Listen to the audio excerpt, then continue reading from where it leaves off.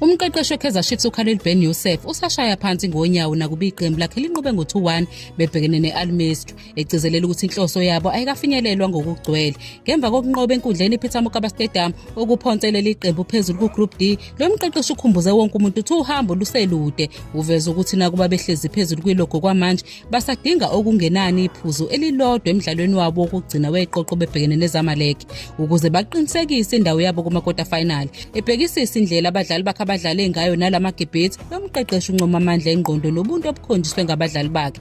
Uthe umdlalo ubungelula neze ngokwesu lokudlala, kanti bekumele baphendule masinyane ngemva kokungenelwa igoli lokulinganisa ekuqaleni kwesigaba sesibili. Nakubezwakalisa ukweneliseka ngokunqoba, uvumile ukuthi kukhona ukudumala okuncane ngokuthi iqembu alishayanga amagoli amaningi ukuze liqinisekise ukudlulela phambili ngalo lolo suku, okusho ukuthi ikusasa labo manje selincike emphumeleni waseNorth Africa. Lo mqeqeshi uphinde wagqamisa intuthuko ebonakala eqenjini, wathi izinga labo lokudlala liyakhula kancane kancane emidlalweni ngamunye. Ukhombe imidlalo yakamuva njengobufakazi bomoya wokulo khona eqenjini, ngisho nasezimeni lapho bebengenayo khona inhlanhla yokusebenzisa amathuba amaningi amagoli abawakhile. Ngokubona kwakhe umoya okhona phakathi eqenjini muhle kakhulu, kanti nobunye ubuqinile obunika abadlali amandla okuqhubeka nokufuna impumelelo.